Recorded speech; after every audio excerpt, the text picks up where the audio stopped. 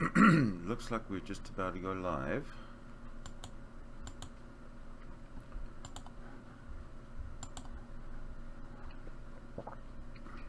Just waiting for confirmation of that.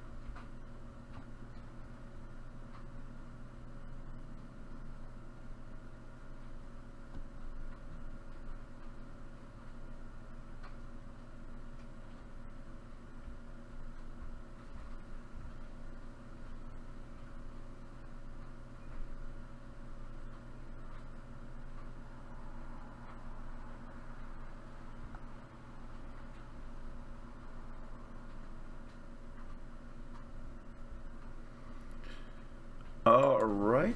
Looks like we're just about to go live. Okay. And it looks like we are live.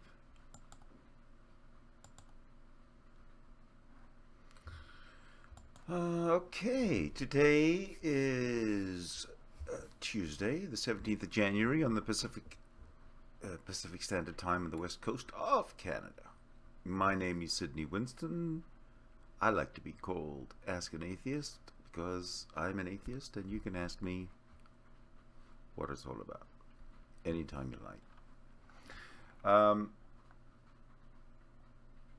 Just give me one little thing. There we go. Okay, one little thing. Welcome to the One State Solution Show. The title of the show is dedicated to seeing the complete annexation of all territories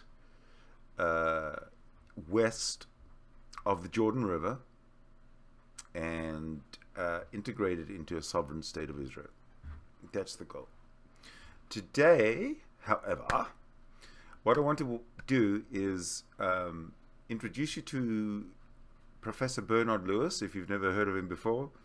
Very old guy. He's like 100 years old, and he's been studying the Islamic world for ever. And he's going to discuss the Sunni-Shiite schism.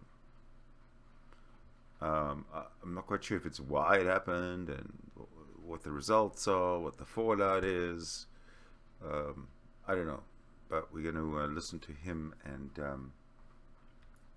pretty much figure out what he says. There is a hangout room open. If you want to join, you're more than welcome. Perhaps it's best that you join towards the end when we can sort of discuss this. It's about 35-40 minutes long, this video.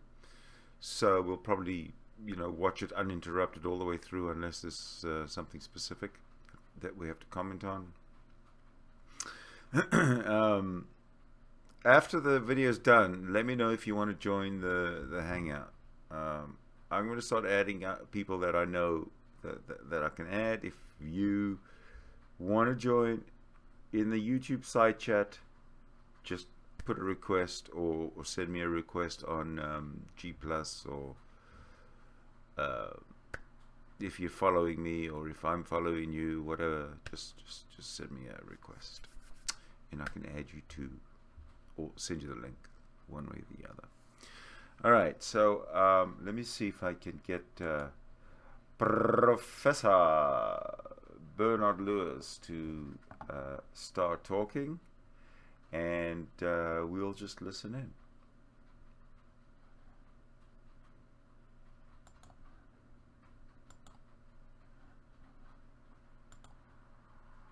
30 books and hundreds of articles. I even think more than 1,000 articles. I was doing the math today, Bernard. And you haven't counted? Don't just go to Google. If you go to Google, it's kind of like going into Professor Lewis's home. It's amazing. Thousands and thousands of sources written over the last 70 years of professional life, thinking about the tough questions that Islam poses and the Arab world poses to all of us and to itself. And I must tell you that between 1941 and 1945, Professor Lewis served in Her Majesty's Service, British Intelligence Agency's Middle East Desk. From 74 to 76, he was the Cleveland Dodge Professor of Near Eastern Studies at Princeton. And, of course, many of you know him for his best-selling books, Crisis of Islam and What Went Wrong, which have been translated into some 20-some-odd languages, including Farsi and Indonesian. And I must tell you, just as a personal anecdote, that many Arab leaders and academics of whom I've been able to come into contact with in the region are all wait for Professor Lewis to visit the area so that they have a chance to sit with him as well. And so let's get into it quickly, because we don't have much time and we have much to learn.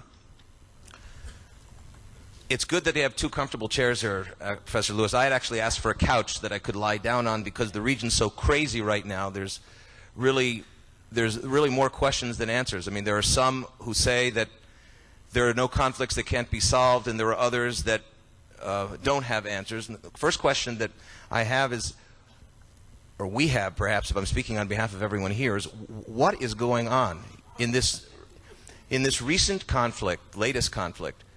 You had three major Arab powers publicly condemning the Hamas and, in a way, silently expressing some support for Israel. What's going on, Bernard? I think what we are seeing is a recurrence of what I think I would call the Sadat gambit. Let me remind you of what happened with Sadat. Sadat didn't make peace with Israel because he was suddenly persuaded of the merits of the Zionist case. It was a quite different reason. What drove Sadat towards peace was the growing awareness on his part and on the part of the Egyptians generally that Egypt was becoming a Soviet colony. I was in Egypt quite frequently in the late 60s and early 70s, and I saw for myself that the Soviet presence had become more obvious and to Egyptians more offensive than the British presence had been in the last phase of the British occupation of Egypt, which I can also recall from the earlier part of my long life. He tried to deal with it in other ways through Washington, but Washington responded with the Vance-Gromyko agreement, which was in effect handing Egypt back to the Russians. And he therefore decided that on the worst estimate of Israel's intentions and on the best estimate of Israel's power, Israel was less dangerous than the Soviets, and of course that was true. That was what led him to make peace. And it has endured since, a peace that is at best cool and sometimes frosty, but it has held. What I think we are seeing now is a similar phenomenon. The danger that they see this time is not the Soviet Union, which has disappeared, but the multiple dangers presented by Iran. And this comes in several forms. One is what you might call the Iranian imperial danger. Iran, unlike most of the countries of this region, is a real nation with a history and a self-awareness going back not just centuries, but millennia. It figures quite prominently in Jewish history, as you may recall. And we have two images of Iran in the Jewish memory, one typified by Haman, the other by Cyrus.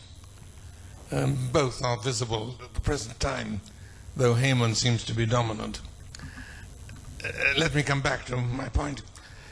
Iran is once again stretching out westward and eastward.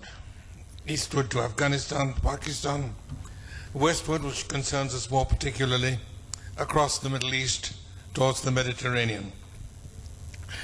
This comes in several forms. One of them, I just mentioned, what you might call the Iranian imperial. The second is the Shiite threat. Now, Islam has been almost since its beginning divided into two major sectarian groups, the Sunnis and the Shia. The Sunnis form the overwhelming majority, and in countries where there are only Sunnis and no Shia, the difference is unimportant. They're hardly aware of it. Where it is important is where Sunni and Shia meet, and particularly in countries where you have Sunni dominance of Shia populations, a situation for which I would borrow a word from Irish history and call it a Sunni ascendancy. The most notable is Iraq. Iraq has had a Shia majority as far back as we can trace the history, and it has remained under the rule of the Sunni minority through ancient times, medieval times, Ottoman times, under the British, under the monarchy, and under the various rules that followed them. Only now, for the first time, there is a Shia majority government in Iraq. And the links with Iran are obviously a matter of deep concern. Going beyond Iraq, there are significant Shia populations in Syria, in Kuwait, in Bahrain, in the eastern province of Saudi Arabia, and elsewhere in that region. And now, for the first time in many centuries, they see Shiism as a serious threat, a mortal threat to the Sunni ascendancy which has prevailed in the Middle East since time immemorial. What makes this threat even worse is that it is linked with what one might call the revolutionary aspect of the Iranian regime. The word revolution is much used in the Middle East. It's the only generally accepted title to legitimacy. But most of the regimes which call themselves revolutionary, which came to power by what they call a revolution, I think could be better described as by the French term coup d'etat or the German putsch. English history happily provides no equivalent. The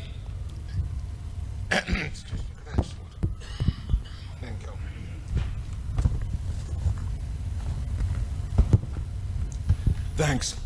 The Iranian Revolution is a genuine revolution, resembling in some ways the French and the Russian revolutions, and showing some of the same features.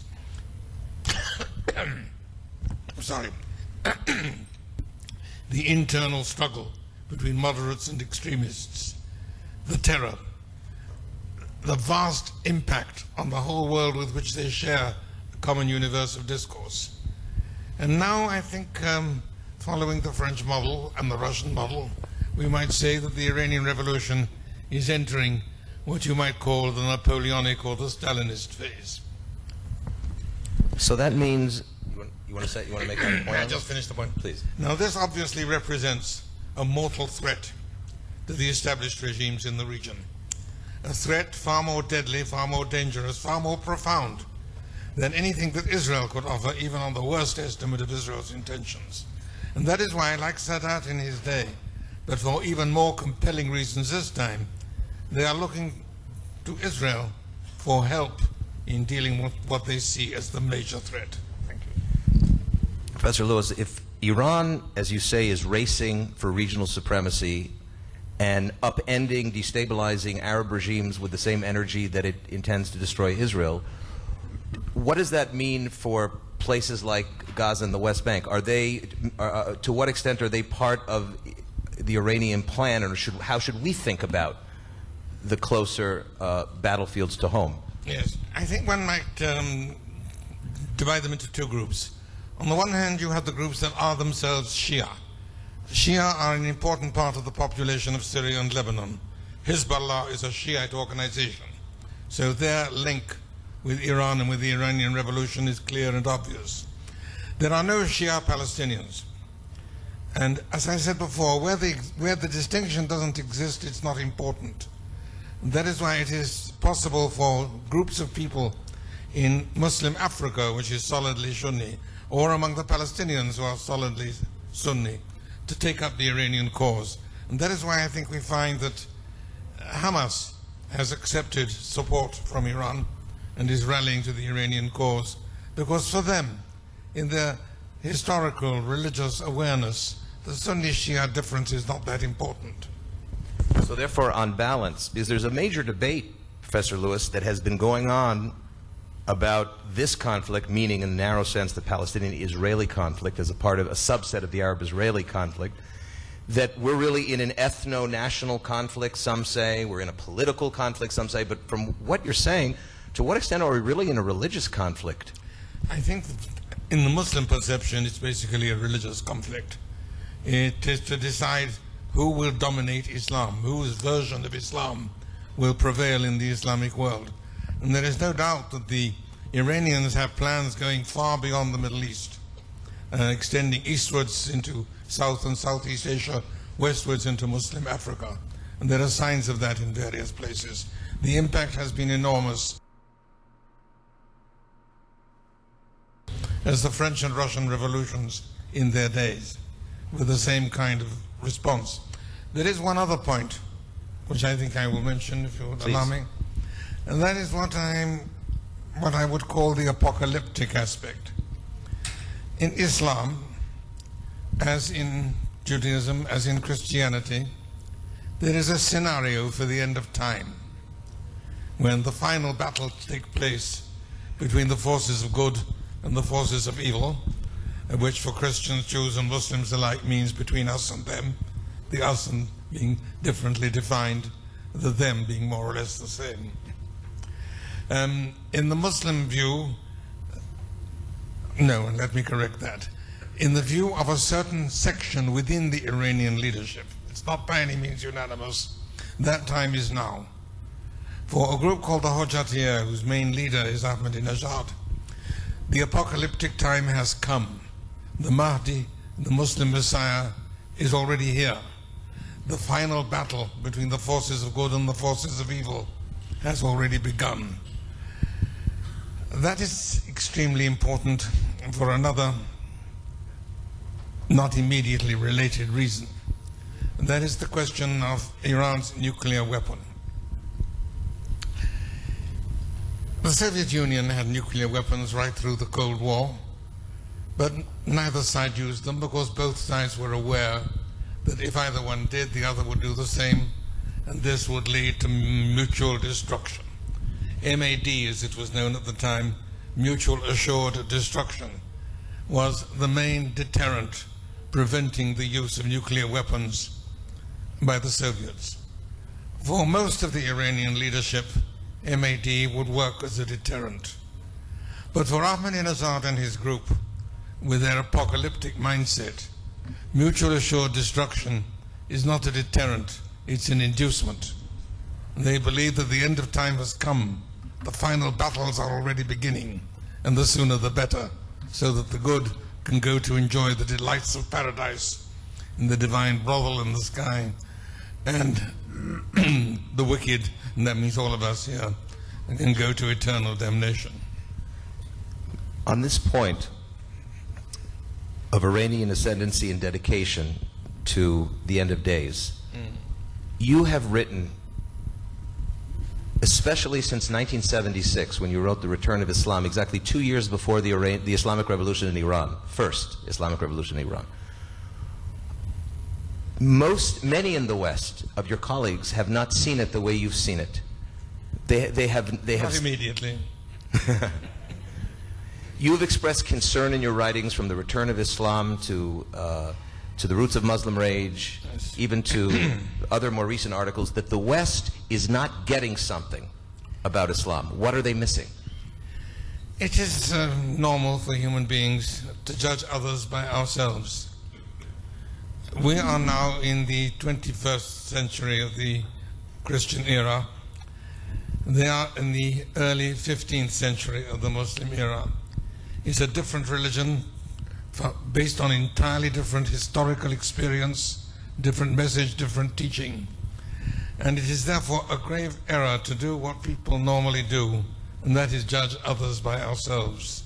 It doesn't work, and it's dangerously misleading. If one looks at Islam from within, for that it's necessary to learn at least one Muslim language, something which many Middle East experts, in fact most Middle East experts in the West, for one reason or another are reluctant to do.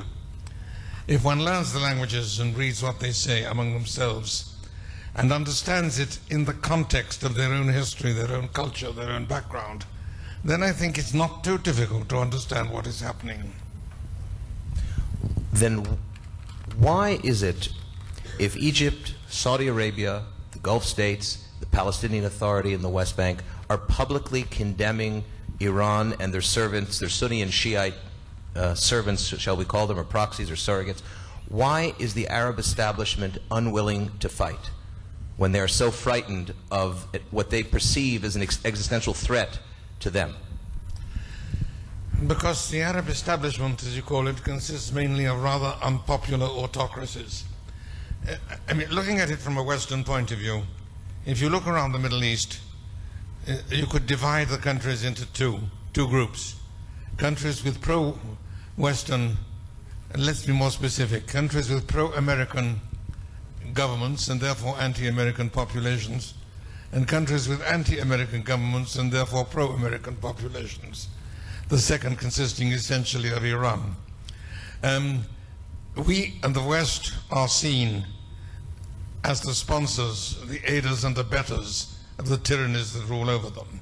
Now, I said a moment or two ago that the regimes now in these countries, the rulers of Egypt and others, see the threat and are therefore turning to Israel. That does not mean that the populations of those countries see it that way or are turning to Israel. Take the specific case of what's been happening in Gaza.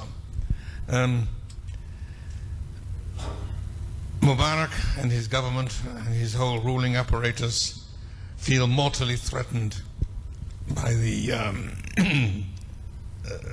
pro-Iranian presence in the Gaza Strip, and are very happy to see it demolished. But that is not the case with a large part of the Egyptian population.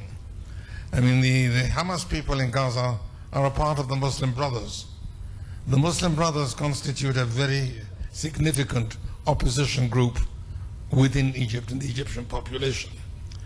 And there too, since the Sunni-Shiite business is not important, the revolutionary appeal, even the apocalyptic appeal of Shiism, has some impact.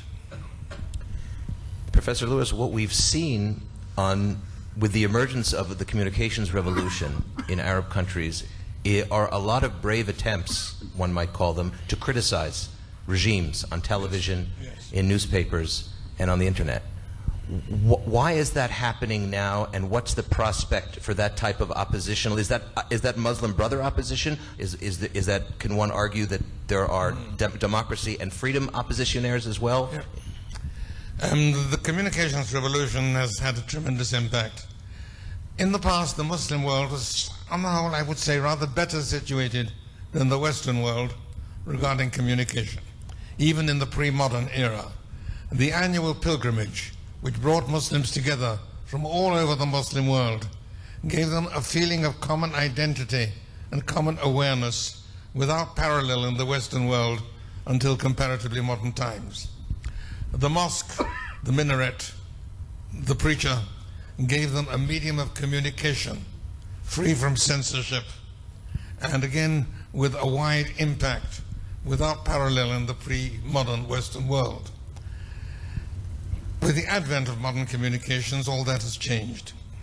Now they have even more than that on a much vaster scale. Radio, television, internet, and the rest of it, now operating on a vast scale all over the Islamic world, including, and this is the part that I find both interesting and encouraging, including Iran.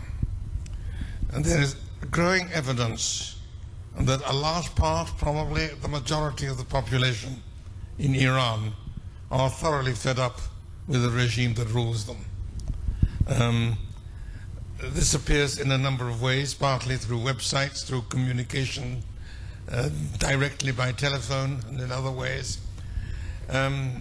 It's well expressed in what is probably the most reliable indicator of political trends in the Middle East, generally in autocratic regimes, the political joke.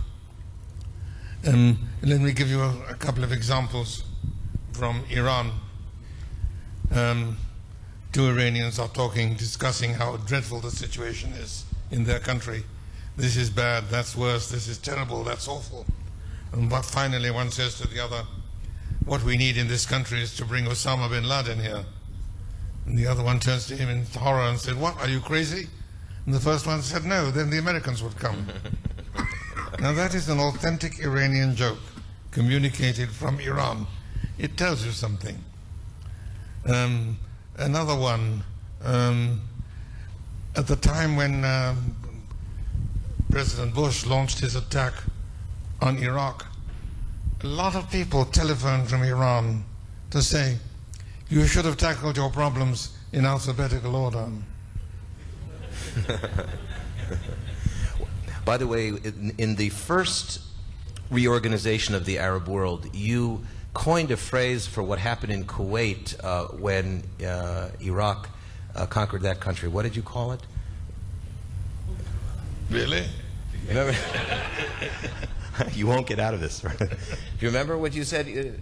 What did you say? I said that the operation should be renamed. Instead of Desert Storm, it should be called Coitus Interruptus.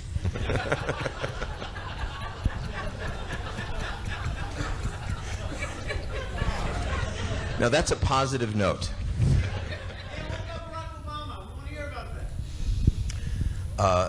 We want to. I want to. My specialty is the Middle East, not the Middle West. But this means something for Israel. What you've said here, and I don't want to let this slip, is that if Israel is being sought after, in a sense, by the Arab world, what does that mean about Israel's own perception of itself in terms of being a regional player as opposed to a bilateral player against the Palestinians, which has been the definition, its own self-definition, very much so until today? I think Israel needs to redefine itself in accordance with contemporary realities. Which means? That's for Israelis to decide. How about the longer view, Bernard? You know, let me just mention something. That you've written some 30 books, and for some reason, for some good reason, you've just written a book. It's just sort of hot off the press, if you will, with a dear friend of many, many years and a colleague, Bunsie Ellis Churchill, who is here. Bunsie, just raise your hand so everyone says hello. And this book is called Islam, the Religion and the People. Now, this book comes probably before you've hit your sweet spot in your career, Bernard. You have another 30 or 40 or 50 years, we are sure. But the question is, why the focus on this book now on the religion of Islam, which is where you focused your attention? Because Islam is very much the topic of the moment. We are dealing with this revolutionary movement in Iran, which defines itself and is indeed defined as an Islamic movement. That's to say, with a challenge to the whole world of Islam. We are in a time when Islam is challenging the Western world in a way that it hasn't done since the early Middle Ages. Remember that in the perception of Muslims at the present day, and of the Western world in earlier times, but no longer today, there has been a cosmic struggle going on for centuries and indeed for a couple of millennia between the two world religions, Christianity and Islam. A struggle that has gone backwards and forwards. The Muslims came out of Arabia and invaded and conquered a large part of the Christian world. The Middle East, North Africa, all parts of Christendom then, and then into Europe, southern Italy, Spain, Portugal, a bit of France. But Europe reacted, drove them back. Second attempt, the Ottomans. They conquered Anatolia, which was then a Christian land, Constantinople, which was then a Christian city, invaded the Balkan Peninsula, conquered all of it, and advanced twice as far as Vienna. And again they were driven back. But then, like the Arabs in North Africa, they retained part of their conquests, but lost most of Europe. Many people in the Muslim world see this as, shall we say, third time lucky. The third, and as they hope, the final attempt by the Muslims to bring their holy war into the land of the unbelievers, and after two partly but not finally successful attempts to complete the job.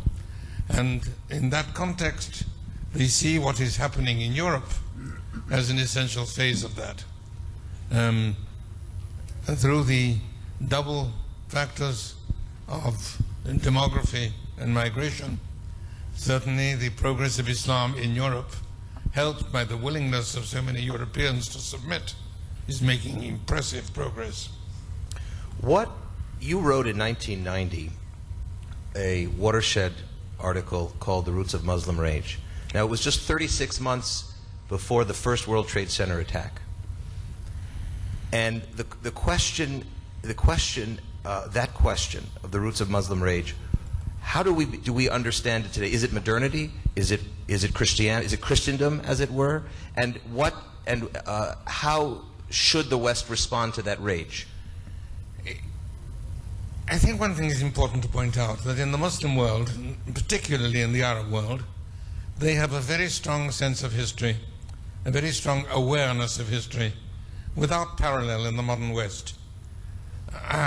Probably you're better situated here. In America, the ignorance of history is quite appalling.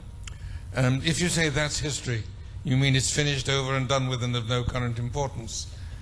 And from time to time, as I say, one is appalled at the level of ignorance even among university students. Now, in the Muslim world generally, they have a very strong sense of history. That doesn't mean to say that their history is necessarily very accurate. That's not the point. But there is this strong awareness. For example, during the 8-year war that was fought between Iraq and Iran, two Muslim countries, both carried on extensive propaganda addressed to their own people and to the enemy populations. And the propaganda from both sides was full of historical allusions. And I mean allusions. They didn't tell stories from history. They would mention a name, a date, a place from 14 centuries ago, in the certain awareness that these references would be picked up and understood. Now, I can't imagine that happening in Europe at the present time. It does happen there. This sense of awareness is very important, and I think it's very much in evidence at the present time. They talk of the first attempt when they made progress and were driven back. They talk of the second attempt when they made progress and were driven back, and now the third. Well, what's the difference now? Each time they were driven back by some new European force. The Byzantines, the European empires. In the modern period, they confronted two rival powers in the world of the unbelievers, which means the world of non-Islam. Osama bin Laden puts it very clearly and very eloquently in his writings that this struggle has been going on for more than 13 centuries. The Islamic world was ruled by successive dynasties of caliphs from successive capitals: Medina, Damascus, Baghdad, Cairo, Istanbul. The world of the unbelievers was ruled by successive emperors or equivalent from various capitals. In the final phase, he says, the world of the unbelievers was divided, disputed between two rival superpowers, the United States and the Soviet Union. In Afghanistan, he says, we, meaning the Muslims, we defeated and destroyed the more deadly and the more dangerous of the two. Dealing with the Americans will be comparatively simple and comparatively easy. This is the perception which I think motivates the jihadists of the present time. The feeling that this is the final phase of the millennial struggle. They have defeated one of the final two superpowers. They are driving back the other. They are taking over Europe, and the next step is to take over the rest of the world. This outlook is very clearly expressed, and it is linked with the millennial apocalyptic view which I mentioned earlier. Then let's look at the symmetrical case in the West. The West's experience in the Middle East has not really been all that positive since 1979. In other words, attempts to confront, approach Islam, radical Islam, have not succeeded. Why is that, and what's missing in the analysis of the West? Well, I think the first thing that's missing in the analysis is an awareness of what we confront, and a more accurate perception of what is happening, of what the different forces are within the Islamic world, I think would be a helpful beginning. The second, I think, is a lack of awareness of the magnitude of the threat. A tendency to see this in old-fashioned terms as some sort of colonial war or some local trouble. It isn't. It's much more than that. Professor Lewis, let me go back to Iran for a moment and talk about Iranian imperialism and its use of genocidal talk of incitement against Israel in the context of its desire for and its intention to achieve regional supremacy. Can we say, what is the role, let's say, of genocide within Iran's imperial designs? Can it be compared to some sort of Nazi behavior in the past? Well, genocide is not part of the Muslim scenario for the end of time. Yes, there will be final struggles against Jews and Christians and other non-Muslims, but this kind of genocidal approach, I don't think has precedence in the earlier period. What we do find, certainly, there's no lack of negative or anti-Jewish traditions of the Prophet, and there are various passages in the Quran and traditions which can be cited to that effect. But this is a new one, and I think is obviously connected with the existence of the State of Israel. And to begin to wind down here, you have given us some reason for worry tonight, some concern. There's concern in the air. Yes. Now, having said that, you have been a proponent of some optimistic assessments with some historical precedent about democracy and freedom in the Arab world. Yes. Where are we today in terms of the mix of optimism and pessimism of Professor Lewis when it comes to the possibility of democracy and freedom in the Arab world? Well, I mentioned before what I call the Sadat Gambit. That's to say, of some rulers in the Middle East deciding to make peace and even seeking some sort of relationship with Israel because they fear a greater danger, which led to the peace treaties with Egypt, with Jordan, and to less formal relations with some other Arab states. That is what is happening now.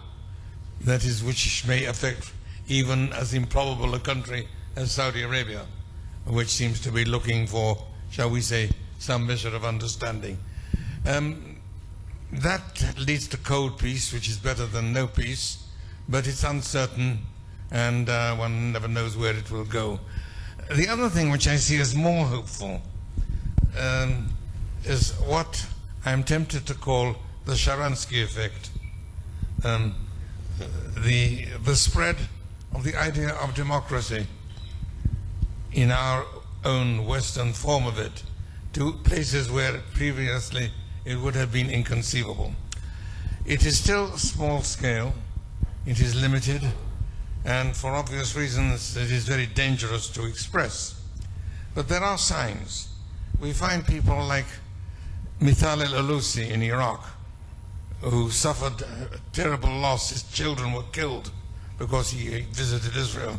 Nevertheless, he continues to speak of the need for good relations with Israel and holds up Israel as an example of functioning democracy. And there are others too in other Muslim countries, in other Arab countries besides Iraq. They are not many, and for obvious reasons they don't speak out very often. They'd have to be very careful, but they do exist. I know some of them, I've spoken with some of them, sometimes in their own countries, sometimes when traveling, sometimes by telephone. There are various ways. It's still limited, it's precarious, but it's happening. And that, I think, is probably the best hope for the future, because these people, and there are a number of them, are very appreciative of Israel.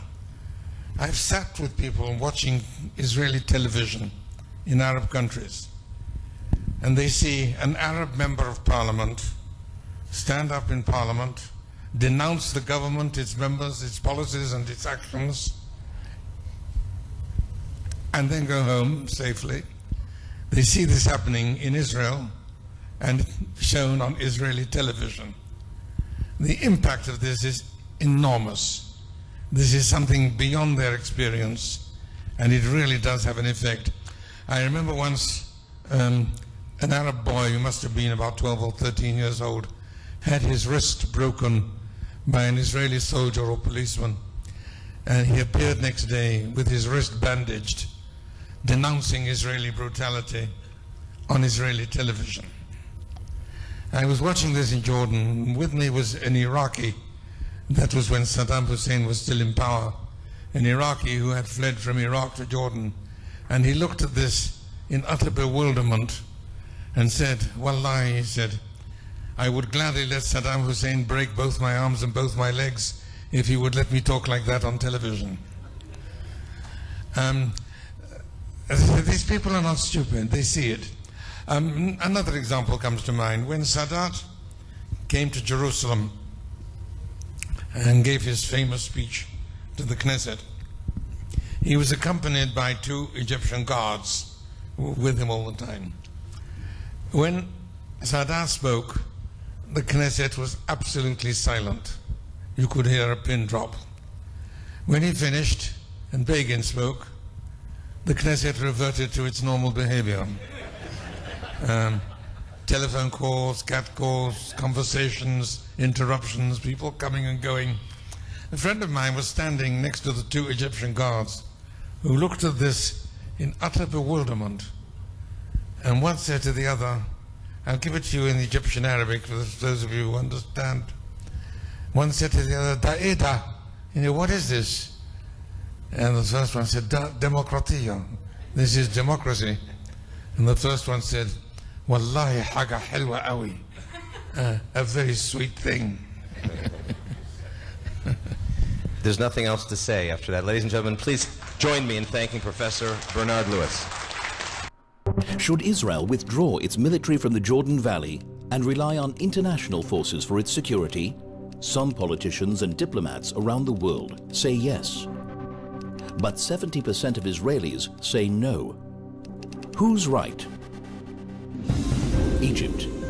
After the Suez Crisis, the United Nations Emergency Force. Wow. I might just play that one next. But I learned a lot.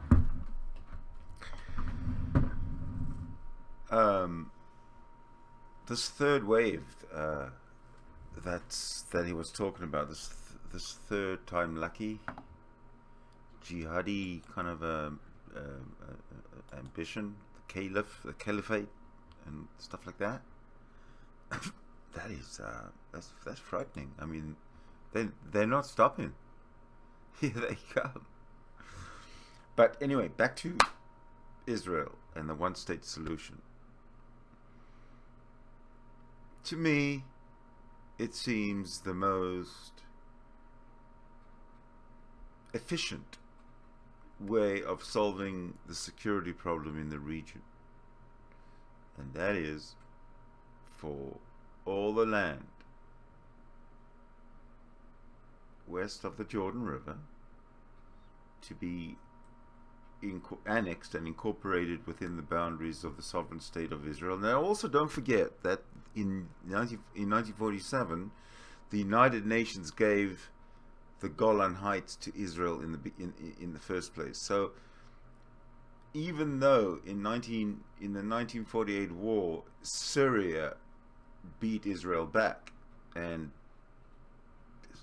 occupied it, in 1967, Israel beat back Syria when Syria attacked and basically took back their Golan Heights that the United Nations had given them anyway.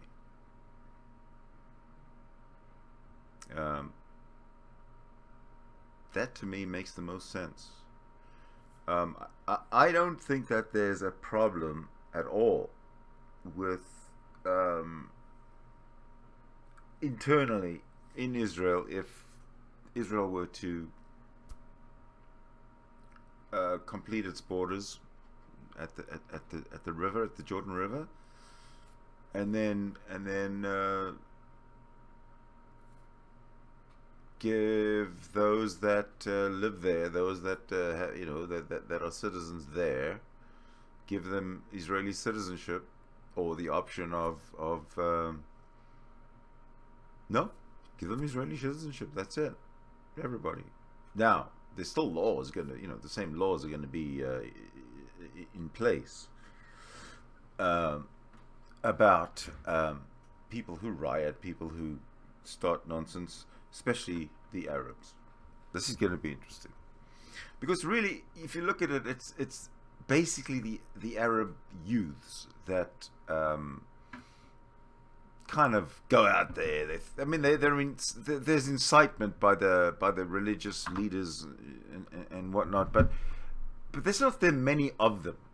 But there's a lot of youths. There's a lot of There's one imam can send 30 youths out there with stones. But I believe that under a secular Israeli government, and that would include if Judea and Samaria were annexed and incorporated within the boundaries of the sovereign state of Israel, or the maybe they'll change to a republic of Israel. I don't know, but whatever. Let's just say that they're a state of Israel. They remain a state.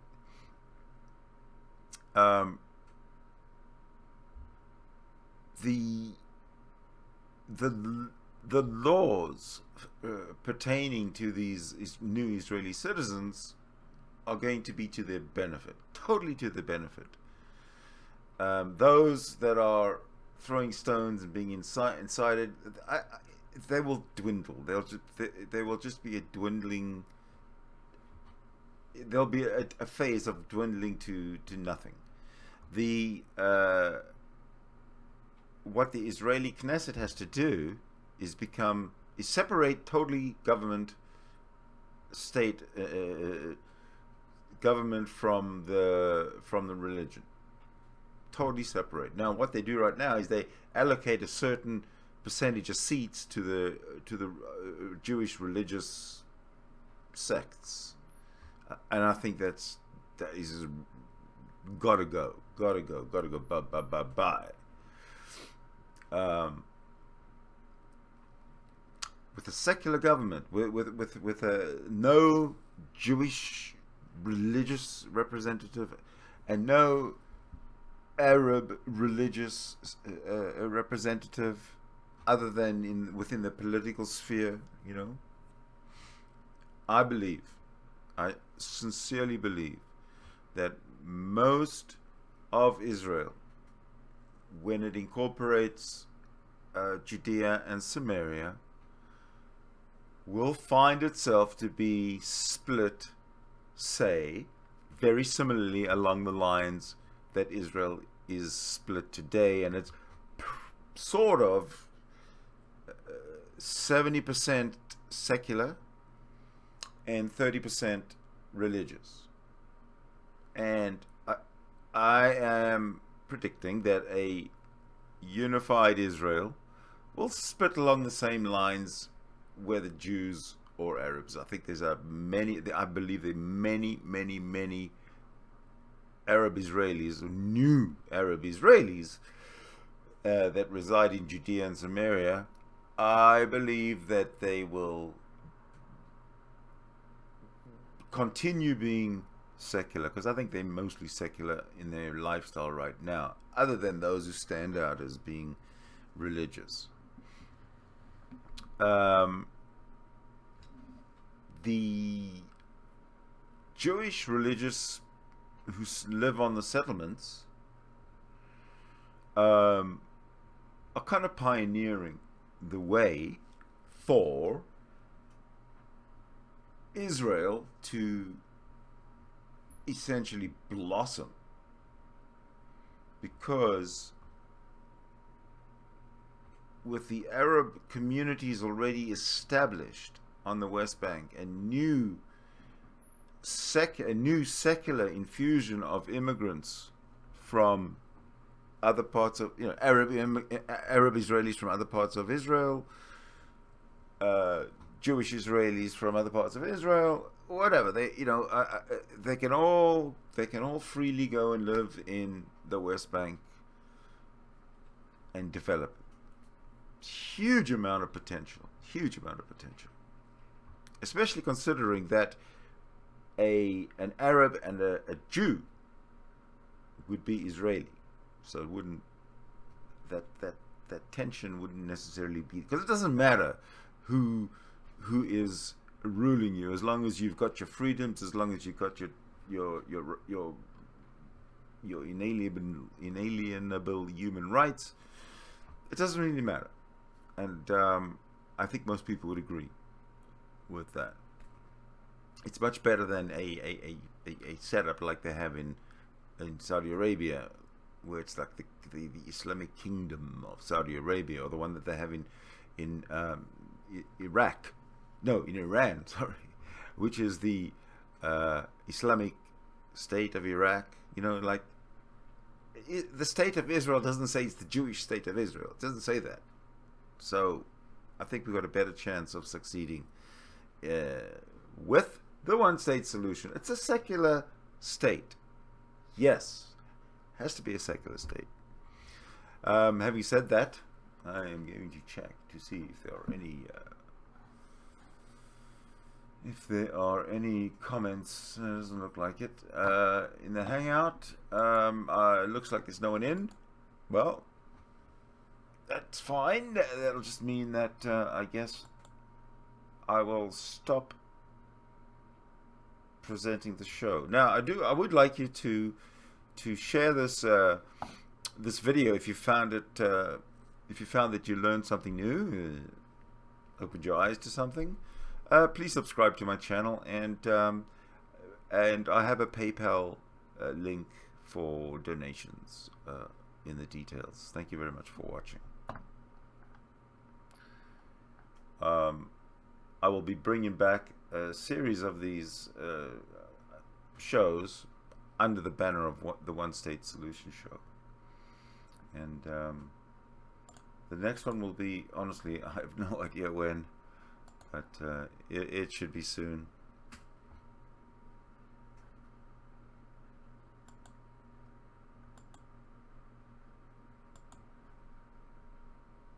Well, that's fine. That'll just mean that I guess I will stop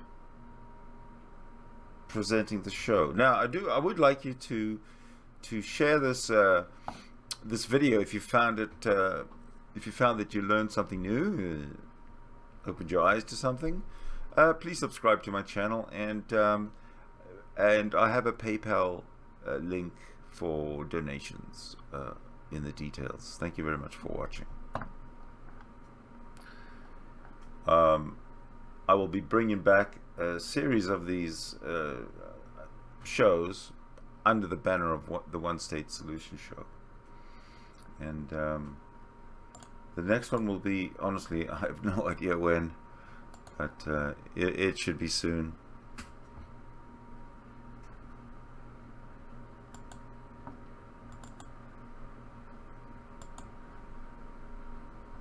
Well, that's fine. That'll just mean that I guess I will stop